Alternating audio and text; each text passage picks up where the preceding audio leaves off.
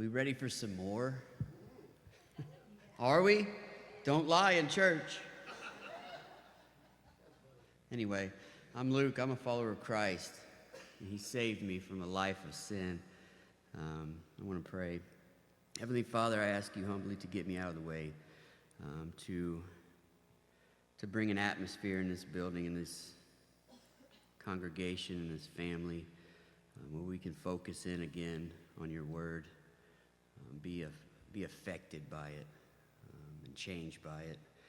For we are sanctified by the truth, and your word is truth. And Jesus, we thank you for this opportunity.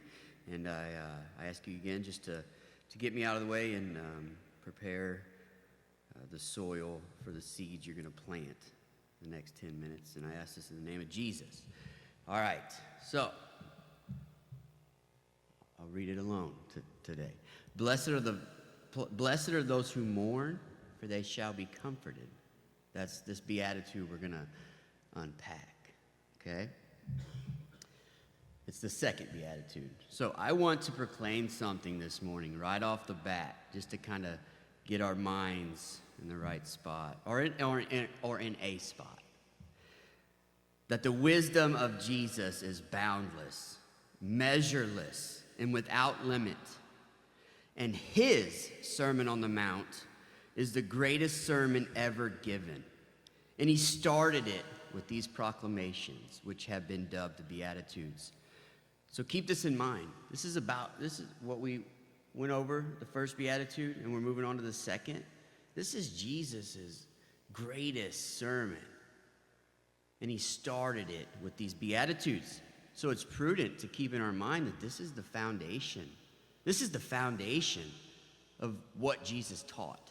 He began with these things. It's a good little thing to keep in mind. So, as we continue to pull apart these scriptures, keep in mind that this is strategically put together by Christ. He did nothing on a whim. And it was all done in his infinite wisdom, alongside the Holy Spirit and his Father. So the better that we can read between the lines and look deep into the scriptures, the more clearly we'll be able to see Christ and what he is trying to convey in his greatest sermon ever given, which he started off with these foundational principles called the Beatitudes. So let's dive in. The second Beatitude, blessed are those who mourn, for they shall be comforted, builds directly on top and grows out of the first Beatitude, which is blessed are the poor in spirit, for theirs is the kingdom of heaven. Let's see how this is the case. So, from the first Beatitude, which is acknowledging our spiritual poverty or our spiritual bankruptcy, and admitting the fact that we are powerless to produce merit in and of ourselves, and that we are totally and 100% all the time dependent on God and his righteousness and his mercy and his grace and his providence to provide what our spirits need in the way of salvation, and in the way of prosperity and growth, and in the way of bearing fruit for him. We cannot do this without him.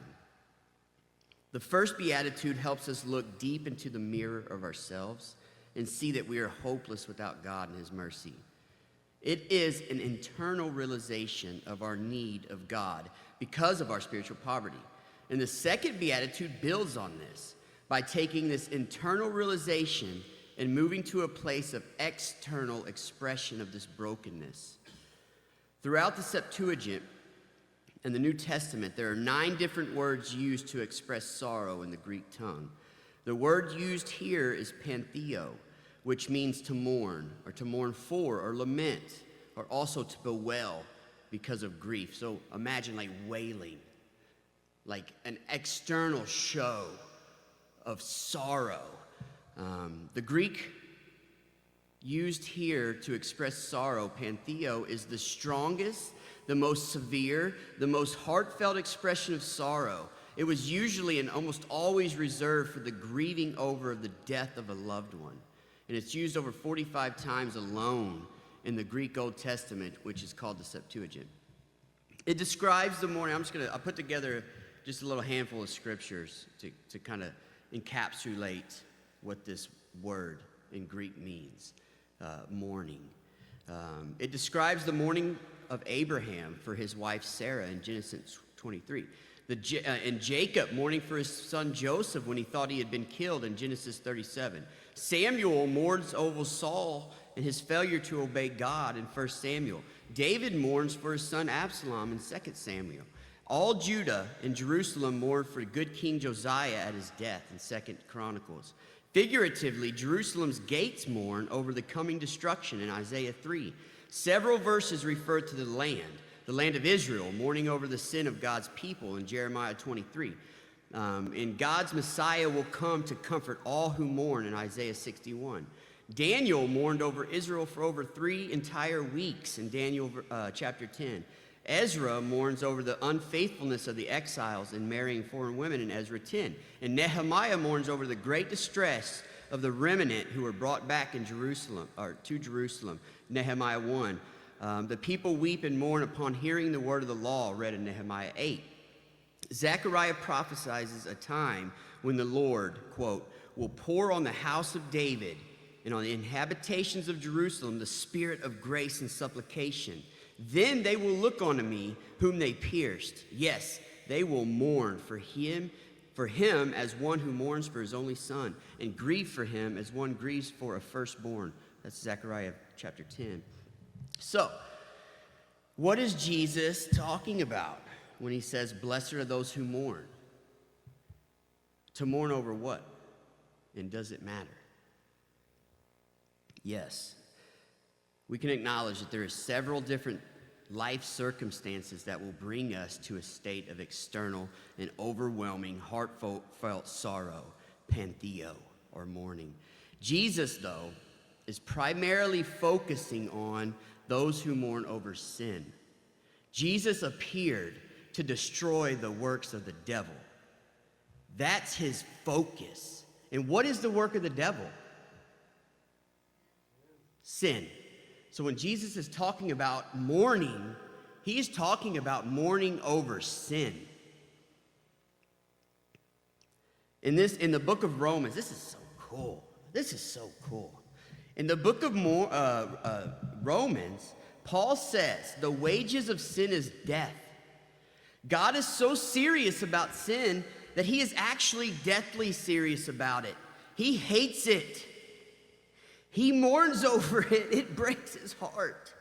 This is why Jesus wept when he met Mary and Martha after Lazarus died. Because from a 30,000-foot view, he understood the ramifications and the ripple effect sin has had on this earth. The wages of sin is death. That's why Lazarus was dead in that tomb, because he's a sinner. Jesus wept over this. The wages of sin of death is a very, very serious matter that we're talking about here. So Jesus is talking about our personal sin, as well as the global sin, cultural sin, and racial sin. There is a saving grace. This is a little bit of a downer today, okay? There is a saving grace, the comfort, but we'll talk about that next week. So we're focused on sin today. All right. We're going to only talk about the mourning over sin and how important it is to be aligned.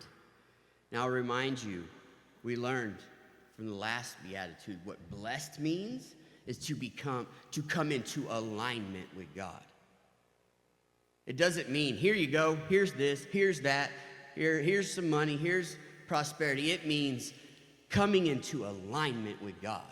That is being blessed. Becoming an extension of him. Literally his image.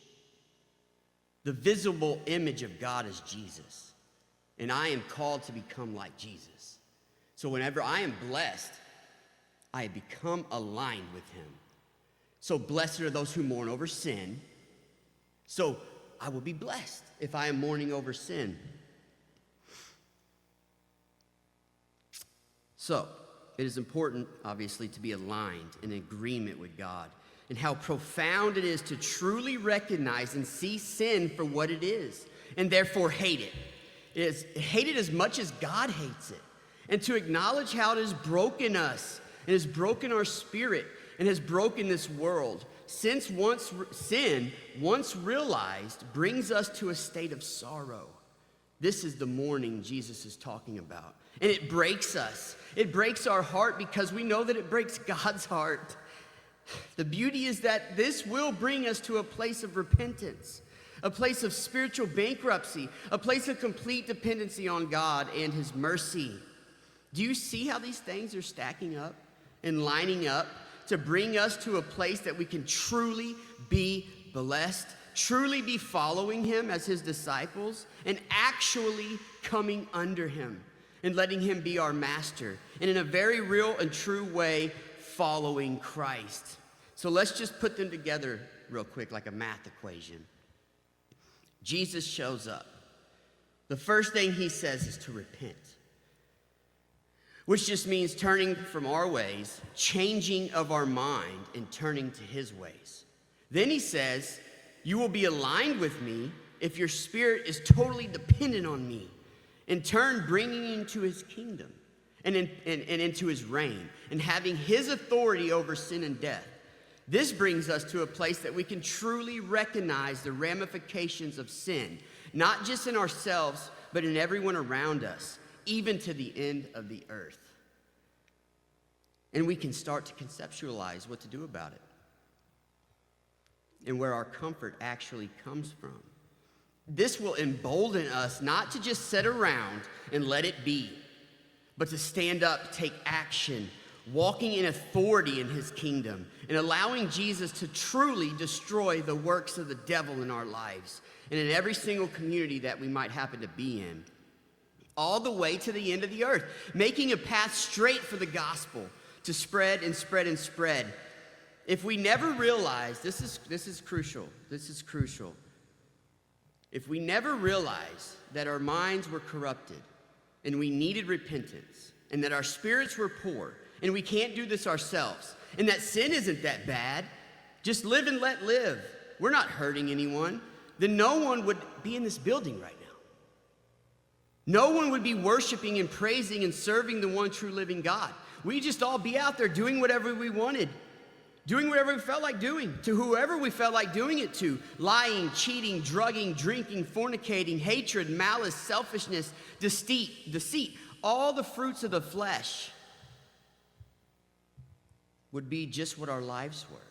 It would be the state of our world. It is the state of the world.